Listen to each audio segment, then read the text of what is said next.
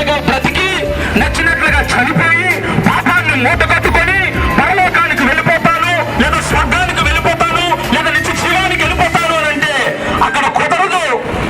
అది పరిశుద్ధులుండే పట్టణం, అది పరమ దేవుడుండే పట్టణం, అది పరమ రాజ్యం. అది ఆయన ఒక్కడే నిత్యము దూతలతో కొనియాడబడుచున్న దేవుడు.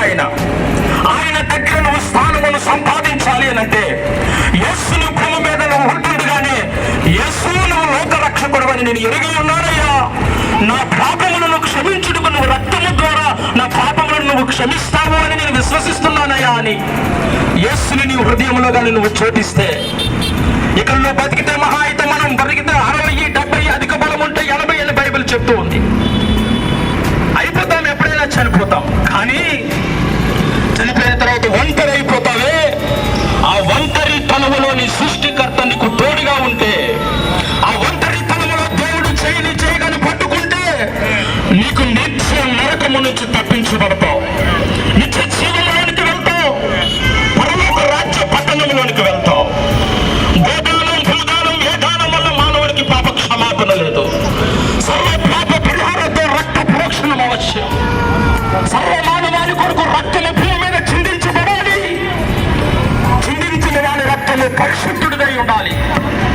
పరిశుద్ధుడైన దేవుడు తనకు తానుగా భూమి మీదకు వచ్చి ఆ బలియాగము యజ్ఞ పశువుగా కాళ్ళకు, చేతులకు, పక్కకు, తలకు ఆయన ముళ్ళ కిరీటమును పెట్టించుకుంటేనే కానీ మానవుడు పాపమునకు క్షమాపణ లేదు అని యేసు క్రీస్తు ప్రభువారు యోచన చేసి ఆలోచన చేసి నా పోలికలో ఉన్న పిల్లలకి నేను పాప క్షమాపణ నిమిత్తం భూమి మీదకి వెళ్ళకపోతే, నేను ఒక విమోచన ఖైదనముగా వెళ్ళకపోతే, నేను ఆ దెబ్బలు కానీ తలకపోతే, నేను ఆ పాపపు సిలువను మొయ్యకపోతే, నేను చేతులకు మేకులు కొట్టించుకోకపోతే, నీ చేతులకు కాళ్ళకు మేకులు పట్టించుకోకపోతే నా పిల్లలు నిత్య నరకమునికి వెళ్ళిపోతారు అని యేసు క్రీస్తు ప్రభు వారే భూమి మీదకు వచ్చి ఆయన రక్తము ద్వారా పాప క్షమాపణ విమోచన కలుగు చేశాడు. తమ్ముడు, ఒక దినాలు నేను ఈ మాట నువ్వు చెప్పినా విన్నా వినకపోయినా మానవుడు మరణించడం ఖాయం. మన రాకడెప్పుడో మనకు తెలియదు, మన పోకడెక్కడో మనకు తెలియదు.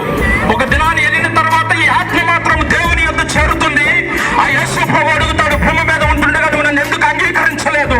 నీకు నచ్చినట్లుగా నువ్వు జీవించావు, తాగావు, నచ్చినట్లుగా జీవించావు, సృష్టికర్త అయిన నన్ను స్మరణకు తెచ్చుకోలేదని అని ప్రభువారు నిన్ను అడిగితే అప్పుడు నువ్వు అంటావు, నాకు ఎవరు చెప్పలేదు ప్రభువా నువ్వు అంటావేమో. ప్రభు అంటాడు, ఇదిగో ఈ మార్గము గుండా నా పిల్లలు నా ప్రేమను ప్రకటిస్తే నువ్వు విన్నావు కానీ నీ హృదయంలో నాకు నువ్వు చోటు ఇవ్వలేదని ప్రభు ఖచ్చితంగా చెప్తాడు ప్రియులరా. ఎందుకంటే నేను ప్రకటిస్తున్న యేసు జీవము కలిగిన దేవుడు ఆయన, నేను ప్రకటిస్తున్న యేసు మరణమును గెలిచి తిరిగి లేచిన దేవుడు ఆయన, నేను ప్రకటిస్తున్న యేసు పగ రాబోతూ ఉన్నాడు ఆయన, నేను ప్రకటిస్తున్న యేసు నీ బాధను అర్థం చేసుకుంటాడు ఆయన.